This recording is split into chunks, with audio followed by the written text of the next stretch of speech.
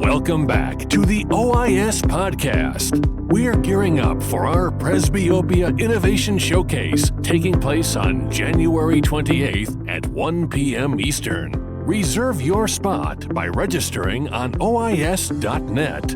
On this week's episode, our host, Dr. Ehsan Sadri, has an intimate conversation with Shervin Korangy, President and CEO of BVI Medical. They delve into Shervin's unique professional background that has ingrained the importance of building solid teams comprised of free-thinking talent and questioning bureaucratic limitations within the industry. Let's listen in. All right. Hi, everybody. This is Ehsan Sadri, ophthalmologist here in Newport Beach, California. I'm also, as you know, involved with the Visionary Ventures here also in Southern Cal. I'm super excited to introduce our next guest here on the OIS podcast. This is our first official podcast of many to come in 21. And we're hoping and praying right now in California, Southern Cal, that this pandemic slowly dissipates and everyone's getting vaccinated. I got mine done and it hurts. So anyway, I'm just excited to have Shervin Korangy join us. He's a fellow Iranian American. Actually, I learned his father is or his parents or ancestors are from the same part of the city, Esfahan, which is basically where I'm. Good pedigree, right? Ehsan, we have good pedigree. Very good pedigree. So I'm delighted to have you. And we were just chatting before we started recording, along with Craig, about your background, and I'm super excited because I think you guys are doing a lot with BVI and you're scaling. You're doing a lot of exciting things, and you shared that with me offline. I wanted to just tell you thank you for coming and tell us a little about for having me. Shervin. Tell us a little bit about your background and your sort of a multinational background in different sectors. Yeah. So I can go all the way back. My parents moved here from Iran, as you mentioned, and into the U.S. So I was raised here in kind of the D.C. area. Went to public school, played, basketball, tennis, some American football. But my mom didn't really like that, so she made me stop by the time I got to varsity. She thought it was too violent, but anyways, moved on. Went to undergraduate University of Pennsylvania, and came out really with with a business degree, and was looking to. Even though my grandmother kept forcing me to want to go to law school, I resisted, and I said, "Well, I'm going to try my hand at Wall Street." And a lot of friends were moving to New York. I didn't know a lot about it. Had a bunch of interviews. They used to come to campus. And it was at the time a smaller firm, which has now become a much bigger name, the Blackstone Group. I ended up joining them right out of college. It was in one of these 2-year analyst programs that, it's kind of 2 years, you're up or out. A lot of people go to business school, grad school after. I ended up staying, right? The company was growing incredibly fast. It was a wonderful place to learn. The founders of the firm and a lot of the partners who were there were just an unbelievable kind of teaching ground, so to speak, about business, how to grow companies. I mean, how to grow the Blackstone business, but also the companies that they invested in and looked at. So I had a couple different roles there, and it ended up turning into 15 years of my life, right? And it was the only thing I had really done out of college. One firm for that long. Didn't really expect to leave either, but had this itch that I wanted to get into industry, right, as opposed to only being in financial services for a long period of time, but never really. And when you're at a place like Blackstone, I mean, we were 125 people when I started. They've got thousands now across the globe. It's grown incredibly fast as a company. But when you're there and you're doing it, it's hard to find the right step off point where you get excited about it. And what I ended up doing was, I kept in touch with a lot of folks that I had worked with, executives at other companies, and then had the opportunity to work with a gentleman, Joe Jimenez, who worked with us for a couple of years at Blackstone, and then he moved on. He ended up becoming the CEO at Novartis. And so, Joe and I used to chat on and off. I had a ton of respect for him. We worked very well together. And effectively, Joe recruited me to come over to Novartis and said, "Look, you've talked about going into industry a lot. Here's your chance. We're a huge company across the world, and oh, by the way, we're buying this business, Alcon, and we can get you involved in that." And so I didn't know a lot about ophthalmology at the time, but Joe threw the wrinkle and said, "Well, you've been in New York for a long time. We're going to have to move you to Switzerland." And I was like, "Okay." And I had two young boys and my wife and I. And we said, "All right, the kids are young. Let's take them out of school. Let's go. This will be an adventure. It's certainly what I want to do for my career is, transition into this next phase of moving into industry. But gosh, moving to Switzerland, this is kind of crazy. Leaving New York. New York was fun. We loved it. So we picked up and left, and we moved to Basel, Switzerland.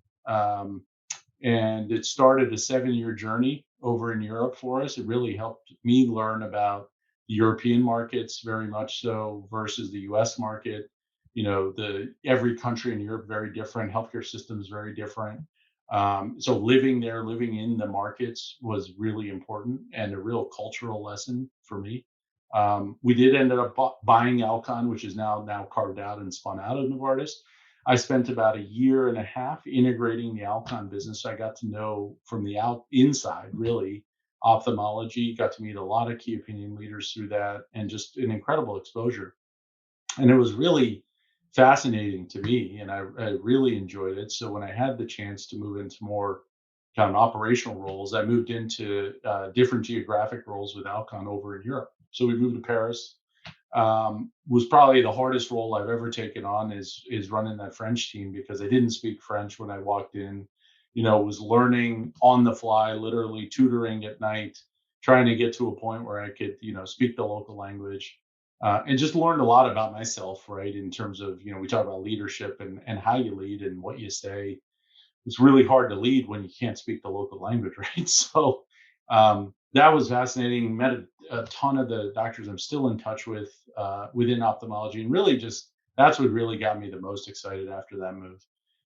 Ended up in the UK and was doing a kind of role there, the UK and Ireland, and then wanted to really bring the two experiences together. One, we wanted to get back to the US, wanted to get family settled. The kids weren't as young anymore, and we got back to the US. And I wasn't enamored with the size of Novartis personally, right? This is what kind of drives me and what we've been able to create at BVI.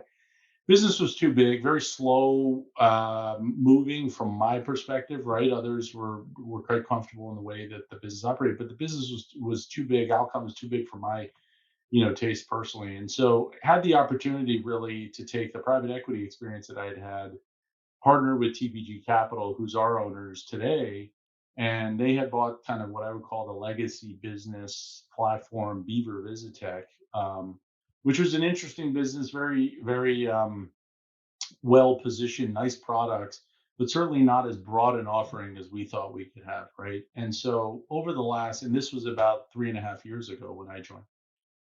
So over the last 3.5 years, we've really just taken a true transformation, and we can talk about it more later, but come in, re-strategize the business, really thought about where and what folks in ophthalmology have been telling us they want and need.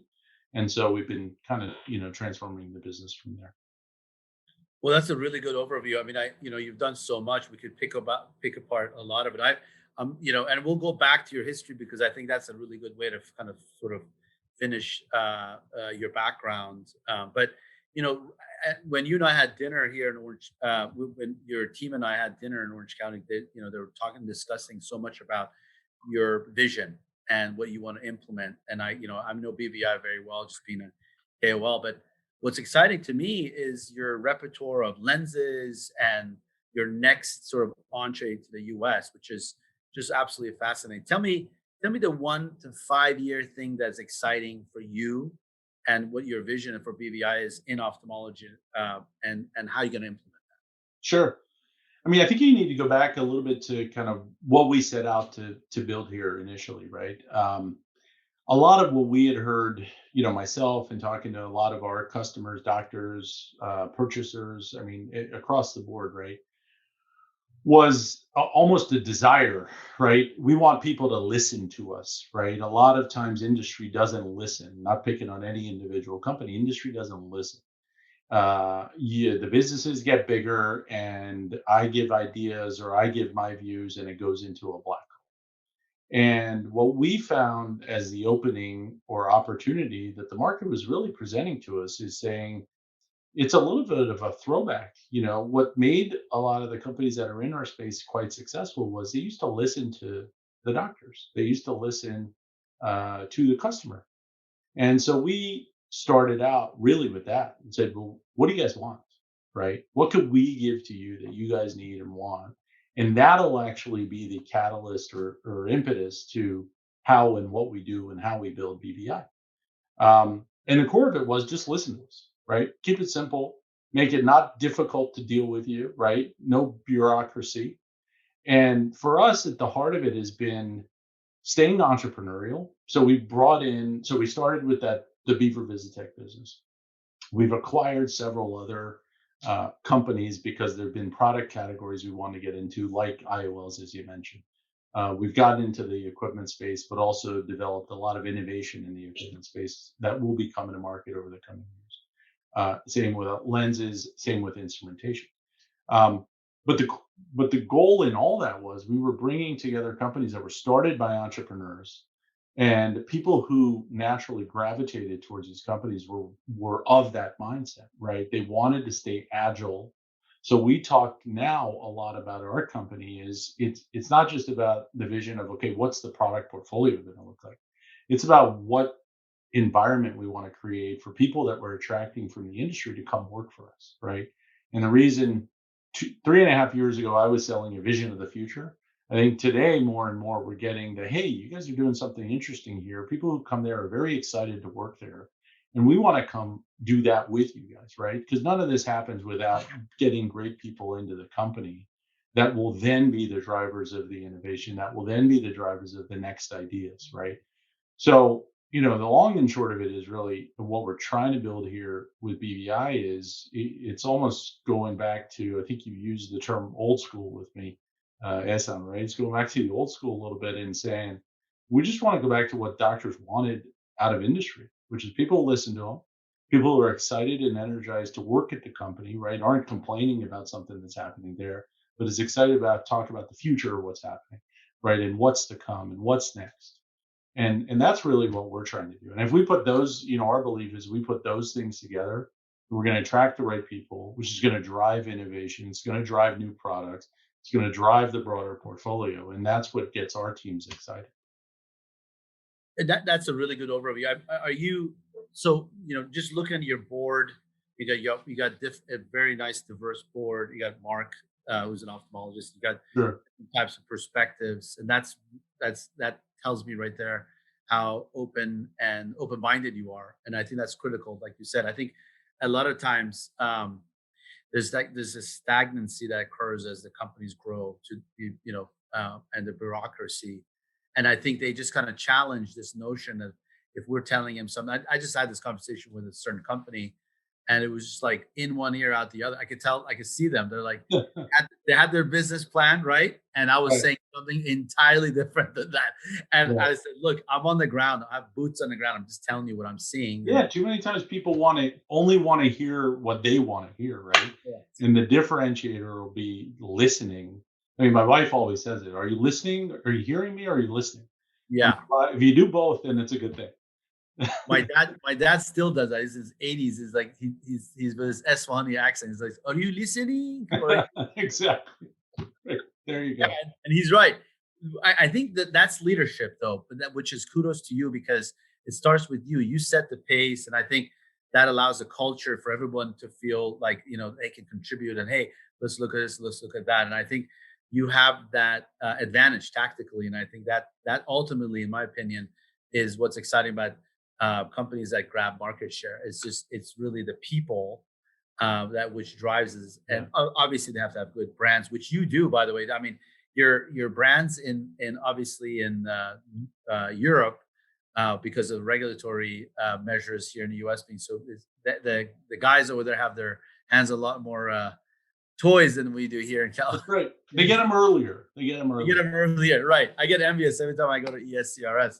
But I like what you're doing. I mean, tell us about internally. Are you thinking anterior segment, I know you have the packs, and that's been the traditional BVI strength.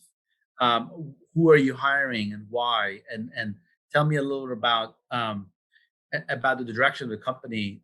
Give us a little granular data on what do you think is really Yeah, let moving. me talk about let me talk about the people first, and then I'll talk about the portfolio. So, what we look to hire, and for those, 3.5 years ago, I could almost meet every single person we hired. I think the pace has picked up such that I can't meet every single person, which is okay. We've got a great kind of leadership team that reports to me, but the team that is with underneath them also spectacular, and they're the carriers of our culture.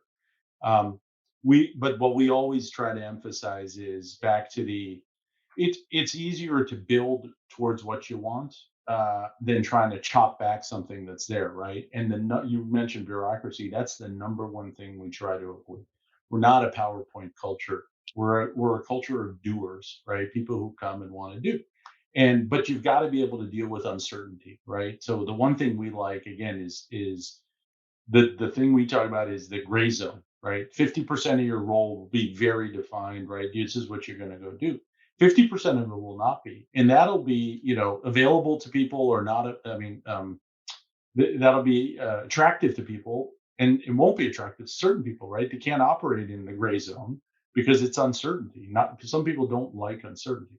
We like it because that gives people the degree of flexibility as a employee or associate inside the company to say, I get to define what this other 50%. Yes, I get guideposts and I know I got to go in this direction, of course, and that's how businesses and structures work. But at the same time, if you don't give that degree of freedom, it's hard to then chop away and give it, right? So we try to start with that. So that's the type of person we want. That's the type of environment that we set up. In terms of the portfolio, it is really interesting. You talk about Europe. It is certainly a frustration of mine. When I look at our broader portfolio in Europe and then look at what we have today in the US. So look, our goal would be, again, keeping things quite simple, is we want the same broad portfolio in the interior space that we have over in Europe, right? And everything you see that we sell there into the US market, into the Chinese market, Japanese market, right? The businesses that we brought in, the brands we brought in, have done very well in the regions that they have operated in, and we give them the platform to go prime time globally, right? So European docs have a real appreciation for some of the products and some of those brands that other docs in other regions, U.S. market or Southeast Asia, et cetera, may not have had their hands on. So the platform we're able to provide then is to be able to take those products globally, right, over time. I mean, unfortunately, as I've told, my sales reps here have envy also of the team over in Europe. They're like, well, how come they have this product and have this product? I'm like, I can't make the FDA go faster. At some point we will.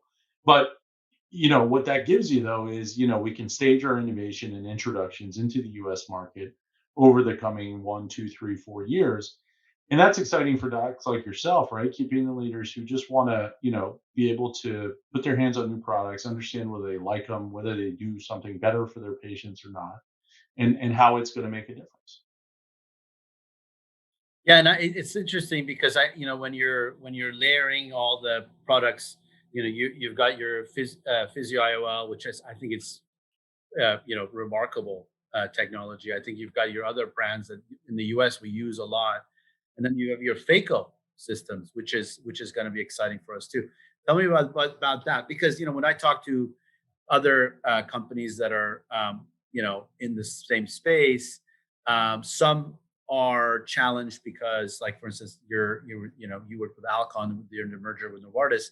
They're the 800-pound gorilla in this marketplace with their legacy Centurion and Infinity products prior.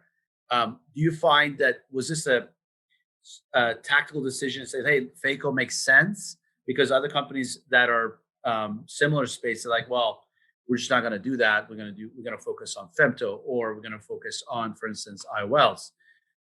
What was the decision to get into the phaco, and is that going to lead into like trifocal IOLs in the US for us starving ophthalmologists? Yeah, let me answer on the trifocal lens. The team at Physio that we have joined us, Mark Nollet, Christophe Pagnol, I mean, just brilliant, right? I mean, they were the world's first trifocal lens 9 years ago, Yeah. right? Before some of the entrants that have come in into the market, it was a bit of their brainchild to say we could do this better, um, and they've proven they have, right? They can. So yeah, the goal would be I'd love to get that into your hands, FDA willing, at some point. Let's see. And then on the equipment side, look, again, it's about listening to our customers, listening to the docs.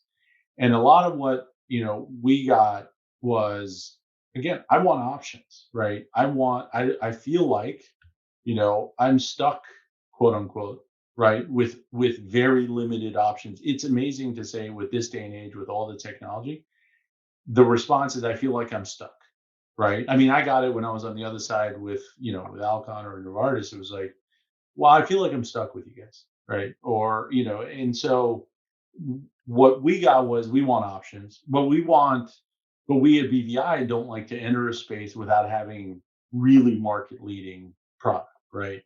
So that's been the kind of push pull, so to speak, which is, customers saying to us, we really want, you guys are great, right? You've got phenomenal offering on the instrumentation side. Your custom pack offering is spectacular. You've launched an interesting monofocal lens like in the US. Trifocal lens would be awesome. It's done so well over in Europe. When do we get that? And when are you guys going to give us an option, right? That so that we don't feel like we're stuck with the only couple options that we have. So we'd only do that if we can do something that's truly, rivals market leading, tier one performance, top tier product line. And so again, we're open to it. I mean, we've gotten the same on the microscope side. We've gotten the same on diagnostics, right? So it's in the anterior space and then the retinal space, right? Those are the two kind of core segments for us. Vitreoretinal. We've got a good product line there with our Vitrec brand, and we're continuing to build that as well. So anterior cataract refractive, as well as in the retinal space. Well, it's what's unique about your background too, also because you're basically acting as the CFO and strategy officer. I think that really gave you the expertise to be able to make sure that everyone's doing the proper blocking and tackling as you're going after new space and really try to grab market share. So now let's go back to your background because I think that's really Sure. important. So you come into BVI, this is essentially what 4 years, and before that you were at Novartis for 6 years, and then the cultures are different. You're establishing your own culture. Do you how does that look? I mean, like you're hiring, you're scaling. Tell us about some of the challenges you had to go through as you're kind of entering and challenging the old guard, if you will. Yeah. Now you're getting their attention, right? And there's, as you know, there's no secrets, and the people you have are strong, and they have a lot of connections, namely like Darren and your other crew. They're Sure. great. So tell us about that. How does that play out? Yeah, it's really been an evolution for us. So coming in, as you know, where the business started. I mean, we're about 3 times the size of where we were before, with our breadth of portfolio materially different. Now that's where we are today. 3.5, 4 years ago, we were selling. Darren used to call it selling futures, right? We were selling a vision of the future to people and saying, look, this is an environment for you to come flourish. So come join us. This is what we're going to be able to do. Now, we can't do it overnight, but this is what we're going to be able to do. Right. And so we've done a couple, call it transformative moves along the way where I think more and more now our folks internally, as well as folks we're trying to hire, very different than where we were 4 years ago, where we're selling less of the future, right? And selling a little bit more that, hey, this is what we have done. Here's the environment that you get to be able to operate in. So come join that and see what you think it is, right? And what you can do inside of that. And it's resonating with people. So that's, to me, the exciting part is that's when gets really exciting, is when it's frustrating when you knock on doors or you meet with KOLs, and it's early on, and they're like, okay, well, you got a very good knife brand, but why are you calling me Shervin? And I'm like, but trust us, it's going to be something more than you see today. And what we want is same for you as KOLs. We want you on board with us, right? We want you to help us, because again, we're the ones who want to listen to you. So come tell us what you think and see if we can deliver against that, right? So that's been the biggest challenge or evolution, right? Early on, it was tough to get folks in the door. Today, still not easy. I think that the biggest challenge for us today, which has changed from before, it was selling future. Today, it's maintaining the right culture and the team that we want to bring in, right? And that becomes the hardest part because I hate bureaucracy, right? I mean, some of my team says, sure, you operate too loose. We need more structure. And I'm like, I don't like structure, right? Let's let people be a little bit free to operate because we'll get great stuff out of them. And they're like, yes. So I appreciate there's a balance and I listen to my team. And so we do put a little bit more structure in place, but I like to maintain that flexibility because I want to give freedom to operate to people and and getting the right people to fit into that, right? Because again, as you get a bit bigger, portfolio gets broader, geography expansion happens, inevitably, right? You're bringing on people that it's a numbers game to some extent where you're going to have some misses, and that's disappointing when you're going to have someone who doesn't fit. So the challenge always is what's the right bar, who hits that threshold that we bring in, who can flourish in the environment. Absolutely. I mean, and there's so much there for those of you listening. We've had different types of leaders on this podcast, and it's just fascinating to see how their management style is and how everybody's sort of different. And I think at the end of the day, you have to be true to you and what makes you work and what makes you thrive. And I think that's great. Do you have any highlights in your career or challenges? What keeps you going when things are not going right? Because Sure. we learn more from that. And some part, we always have people email me and Craig and reach out. Hey, how do I become the next Shervin? Like, how do I? What do I need to do to make that happen? What? So this is part of this is for me at Yeah. least is give back and sort of develop leaders. And so I'm always fascinated about getting your perspective of Yeah, I mean, the couple of things I'd point to is interesting when I was again growing up, because we talked a lot about my kind of background. Um, One of the things my parents used to always say to me was, as they would use the analogy as your tree gets taller, right, the limbs need to be softer, otherwise it'll break. And which is always said to me, right? It's as you flourish in your career, you do well. Um, Maintaining that kind of humble nature to you is incredibly important because that's what allows you to listen to people and not acting that you know everything, right? You got to listen to your team, you got to listen to your customers because you really don't know. It doesn't matter how good you are and what handle you have on your business, you don't know everything, right? As a leader. And so, that's been really important to me. And then the other thing was, and my wife is the one who's kind of the best hard charger in this context is being resilient. Because inevitably anyone, even the greatest of successful people, have stepbacks in their career, right? Where something's gone off. I was at Blackstone and it was very early on and I got taken off a deal. And for me, it was like, oh my gosh, this is like career suicide. Like it's a disaster. What's going to happen to me? yeah. Et cetera. And I was a year into the company. I ended up staying for 15, so everything worked out fine. But that was like a shock. And so at that time, I remember kind of saying, well, how are you going to react to this, right? You can either kind of wither away and it'll be a problem for you, and then you go figure out what to do with your career somewhere else, or you fight, right? You fight back because you figure out what didn't go right, and then you course correct and adjust for it. So again, everyone's had that. I mean, I don't know anyone, as I said, the most successful peoples to not who have not had a setback, at some point. And to me, it's all about how you react to that, how you respond to it. That really makes good leaders, good managers, right? People who will thrive and flourish. So are you the fail fast kind of model? Are you like let people just make decisions and they come to you with good, bad, the ugly, or are you structured and you guys have very like detailed sort of protocol? Yeah, the way again I like to do it, but this is more style is planning upfront's really good and important, right? So a very thoughtful plan can help take you a long way. So a lot of times what we'll do is let's map out what's our end game, right? Let's look out 2 years, 3 years, 4 years, right? Doctors always ask us, right? BVI, you're in your current form, you're quite new to the industry. Yeah. What do you guys look like in the future? Like, what are you trying to be? What are you trying to become? And say, look, my response always is with our teams, we do look out 2 years, 4 years, 6 years, and say, what's our end game? And then let's develop a plan that gets us there. And then you want to give your team the ability to go operate against that, right? Execute against that. And then have check-in points along the way. So it's like it's half unclear, right? Not structured, half structured. Figure it out. Yeah. Which is we develop a long-term game plan. It gives you the guideposts of where to go. We've hired you because you've got great judgment and you're going to be a good leader in the company.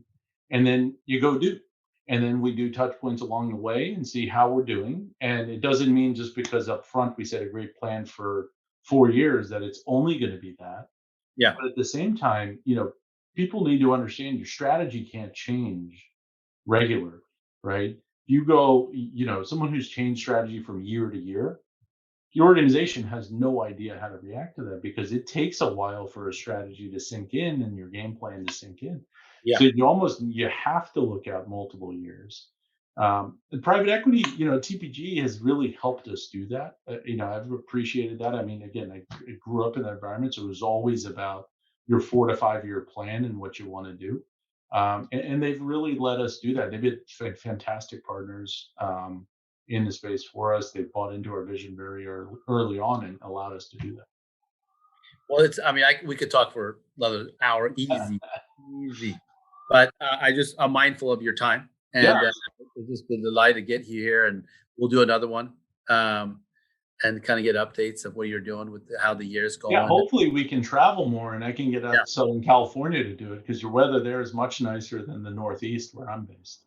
Yeah, we need to have you come out. Yeah, I won't tell you how hot it is here right now, but I want to know. I love that. It's an open invitation, so you can come out anytime. Awesome. It's a pleasure having you. I wish you. All right, this is great. Thank you. If you need anything, let us know. And Craig and I were just delighted to have you on. All right. Thank you, guys. Thanks for listening, and thank you to our guest, Shervin Korangy of BVI Medical, for sharing your innovative thoughts on the power of listening to colleagues, doctors, teams, and your wife. If you enjoyed this conversation, please subscribe, rate, and share with your colleagues. Would you like to be featured on our podcast? Visit OIS.net and click Get Involved to submit your information. Until next time, keep innovating.